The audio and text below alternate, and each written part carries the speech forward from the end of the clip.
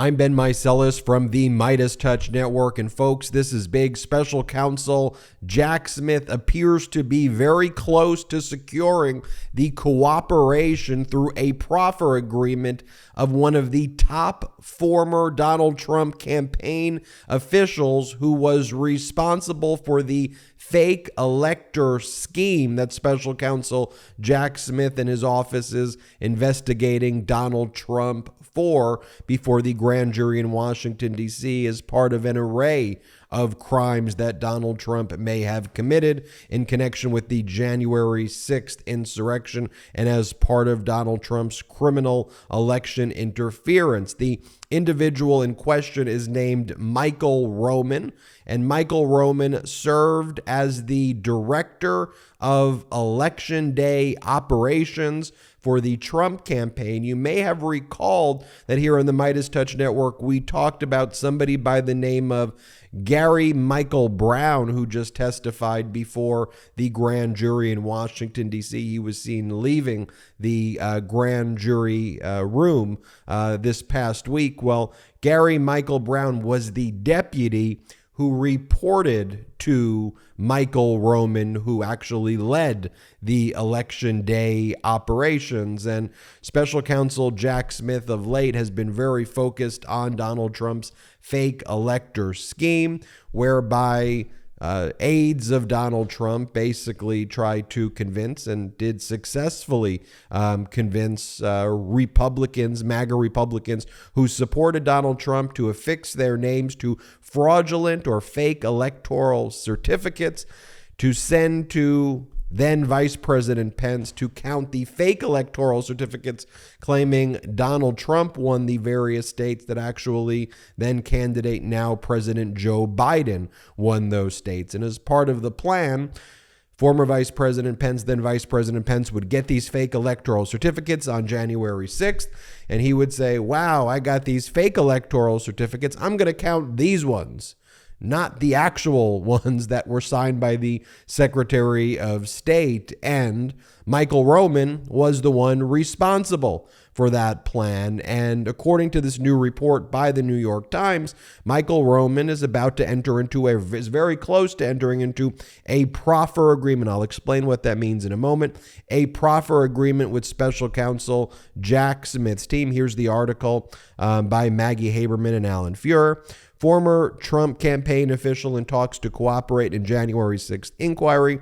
The Office of the Special Counsel is negotiating with Michael Roman, who was closely involved in the efforts to create slates of pro-Trump electors, aka fake electors, in states won in 2020 by President Biden. The article goes on to say Michael Roman, a top official in former Donald Trump's 2020 campaign, is in discussion with Special Counsel Jack Smith that could soon lead to Roman voluntarily answering questions about a plan, by the way, a criminal plan, to create slates of pro-Trump electors in key swing states that were won by Joseph Biden, President Biden, according to a person familiar with the matter.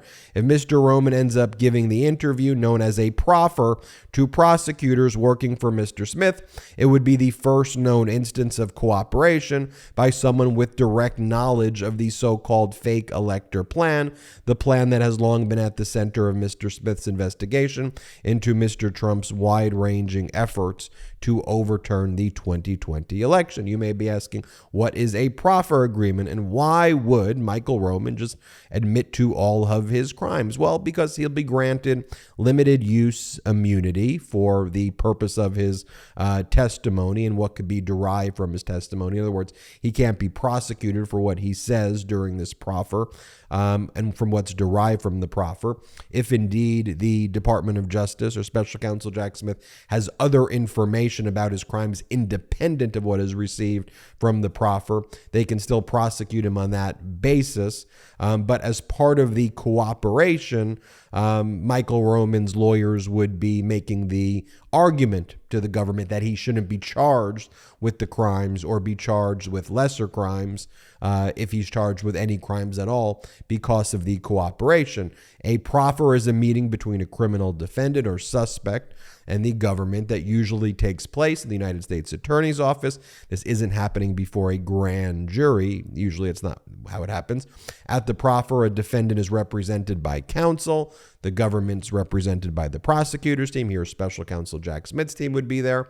The meeting is typically covered by a limited immunity agreement where the purpose is for the defendant to share with the government all verbal, written, or electronic information, such as emails, statements, documents, videos, or records that may be of use to the government. Notably, proffer opportunities do not apply to violent crimes or to individuals with a history of violent crime, so that doesn't take place here. The defendant is expected to share with the government everything they know about the crime in question and the people involved during the proffer.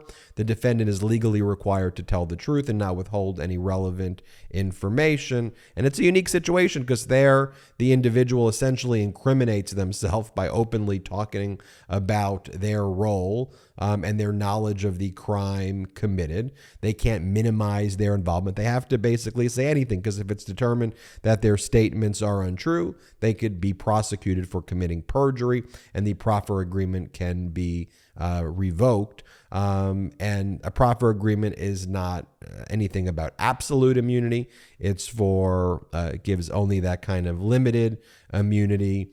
And part of the proffer agreement is in exchange for either not to be charged or to advocate for a lesser sentence. And that's obviously what Michael Roman is seeking to do here.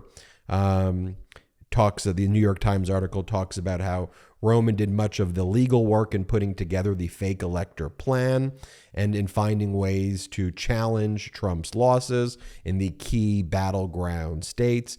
Previously, New York Times published a bunch of Roman's emails that were previously uncovered.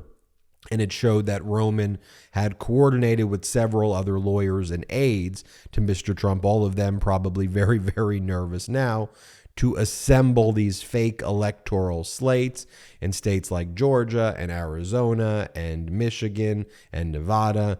Roman worked closely with lawyers like Boris Epshteyn and Jenna Ellis and Giuliani and others. This was some of the email messages previously published by the New York Times. This was an email from one of Trump's lawyers. This was a Phoenix-based lawyer writing, I believe, to Boris Epshteyn.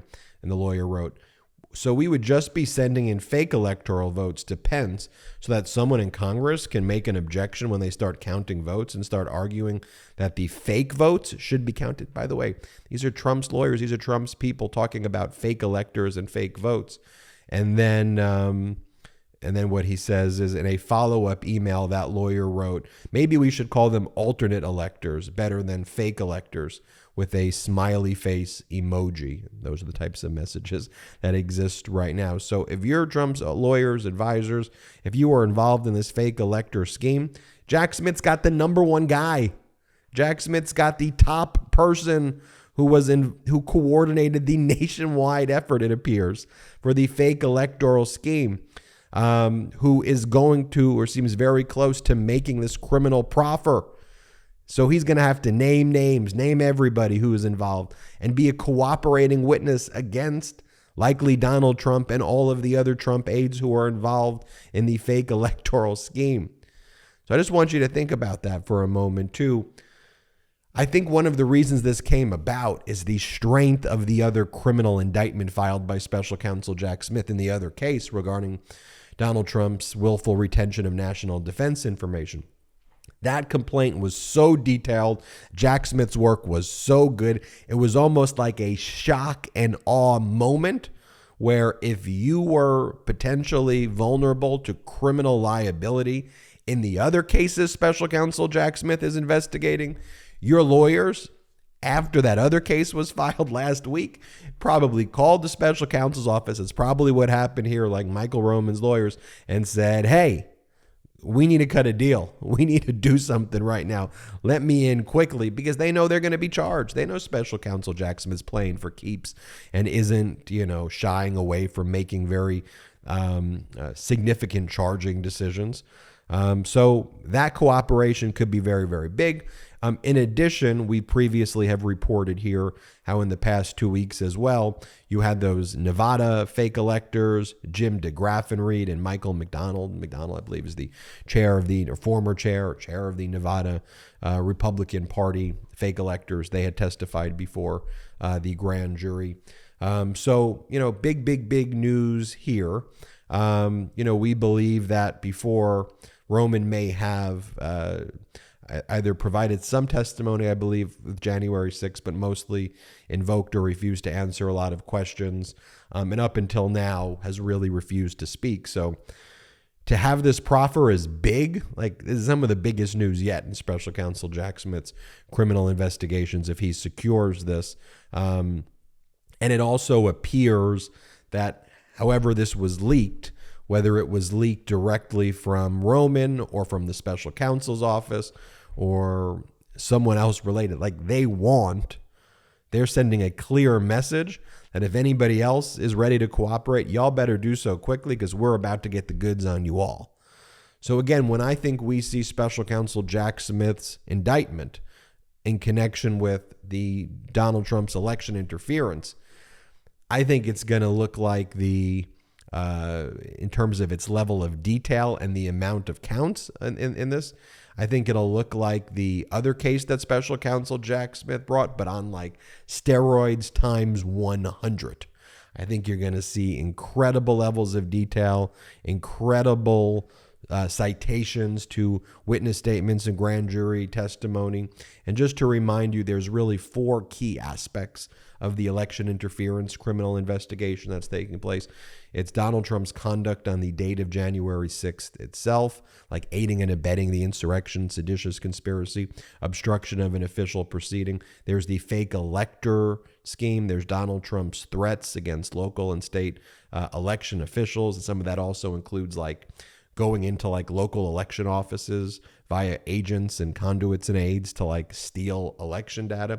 And then finally, wire fraud, money laundering, and campaign finance violations are being investigated relating to Donald Trump's various political action entities and ones that didn't even exist. Like he said, he had a legal defense initiative that never was even formed in the first place, that raised millions of dollars, hundreds of millions of dollars. So there you have it, folks. Big stuff right here. I'm Ben Meiselas from the MeidasTouch Network. Hit subscribe. We're on our way to 1.5 million subscribers thanks to your support. Check us out at patreon.com/MeidasTouch. Wherever you get audio podcasts, subscribe to the MeidasTouch podcast and have an excellent day. At MeidasTouch, we are unapologetically pro-democracy, and we demand justice and accountability. That's why we're spreading our message to Convict 45. That's right, gear up right now with your Convict 45 tees and pins at store.MeidasTouch.com. That's store.MeidasTouch.com.